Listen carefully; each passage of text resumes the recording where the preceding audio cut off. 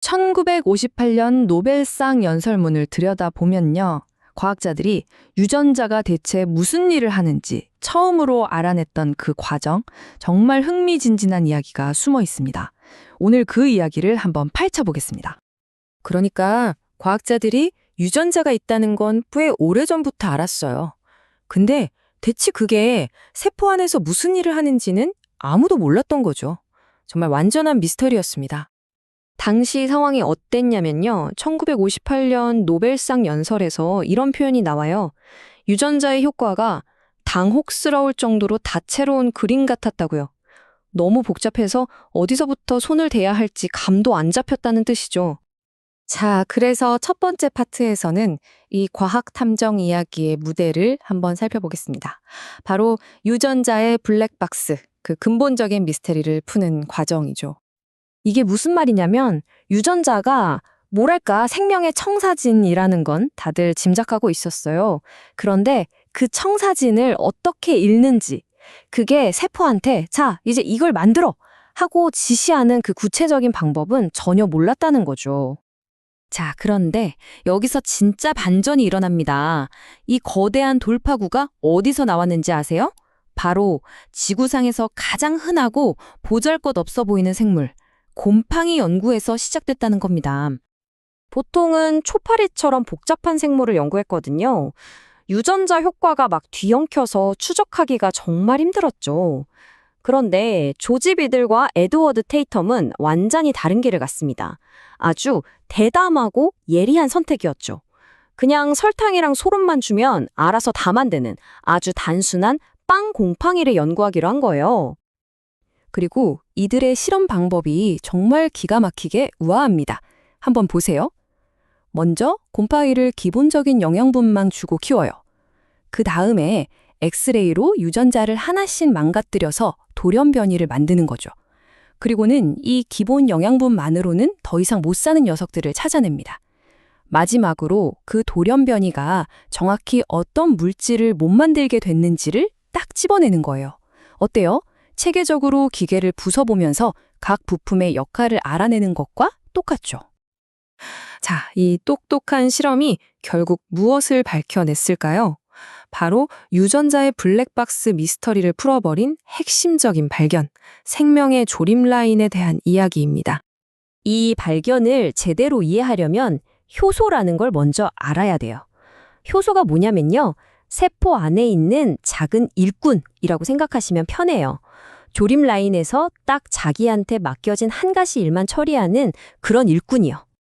이게 바로 핵심 아이디어였습니다. 하나의 유전자가 하나의 효소를 만든다. 비들과 테이텀이 밝혀낸 건 이거예요. 그동안 수수께끼 같았던 유전자의 진짜 역할은 바로 이 효소라는 일꾼 하나를 만드는 설계도를 제공하는 것. 딱 그거 하나였다는 거죠. 자, 조립 라인을 한번 상상해 보세요. 첫 번째 단계입니다. 건강한 유전자 A가 있으면 제대로 된 설계도에 따라 완벽하게 일할 준비가 된 효소 A가 만들어집니다. 그럼 이 효소 A가 뭘 하느냐? 자기 일을 하는 거죠. 예를 들어 화학물질 1을 가져다가 화학물질 2로 바꾸는 딱 그 한 가지 임무를 수행합니다. 그런데 만약에 엑스레이 같은 걸로 유전자 A가 손상됐다고 쳐보죠. 그럼 어떻게 될까요? 설계도가 망가졌으니 당연히 고장난 효소 A가 만들어지겠죠. 일을 전혀 못하는 불량품이요. 자, 일꾼이 고장났습니다. 그럼 조립 라인은 어떻게 될까요? 네, 바로 그 단계에서 모든 게 멈춰버리는 겁니다. 생산 라인이 그냥 써버리는 거죠. 자, 이제 미스터리가 풀렸습니다. 유전자가 바로 생명의 화학작용을 한 단계와 통제한다는 사실이 밝혀진 거죠. 이게 정말 중요한 게 뭐냐면 하나의 유전자가 막 1000가지 일을 하는 게 아니라 수천 개의 유전자가 각자 자기 일 하나씩만 맡아서 긴 연쇄 반응을 이끌어간다는 거예요. 훨씬 명확해졌죠? 자, 이 하나의 유전자, 하나의 효소라는 강력한 아이디어는 여기서 끝나지 않았습니다. 과학자들은 이 발견을 더 밀어붙이기 위해 심지어 곰팡이보다도 훨씬 더 단순한 생물로 눈을 돌렸습니다. 연구의 흐름을 보세요. 복잡한 초파리에서 시작해서 더 단순한 빵 곰팡이로, 그리고 마침내는 가장 단순한 생명체인 박테리아로 옮겨갔습니다. 당시만 해도 박테리아의 유전은 거의 알려진 게 없는 미지의 영역이었어요. 테이텀이 조슈아 레더버그라는 아주 젊은 학생과 팀을 이뤘는데요. 이 둘이 곰팡이 연구에서 썼던 그 기법들을 박테리아에 한번 적용해보기 시작한 겁니다. 그땐 많은 사람들이 박테리아한테 제대로 된 유전 방식이 있긴 한 거야? 하고 의심했지만 이들은 굴하지 않았죠. 그리고 결국 놀라운 걸 발견합니다. 바로 유전자 재조합이라는 현상인데요. 이게 뭐냐면 박테리아도 서로 다른 종류끼리 교배해서 마치 사람처럼 새로운 유전자 조합을 가진 자손을 만들 수 있다는 걸 처음으로 증명한 거예요. 여기서 한 걸음 더 나아가서 레더버그는 형질 도입이라는 정말 획기적인 발견을 해냅니다. 이게 왜 중요하냐면요. 유전 물질 조각을 박테리아 안에 집어넣어서 그 박테리아의 유전 정보 일부로 만들고 새로운 특성을 갖게 할 수 있다는 걸 보여준 거거든요.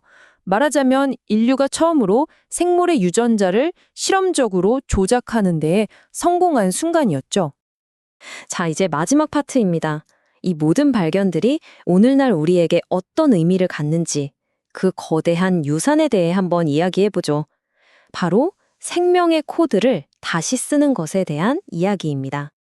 비들과 테이텀 그리고 레더버그의 연구는 단순히 곰팡이나 박테리아에 대한 이야기가 아니었어요.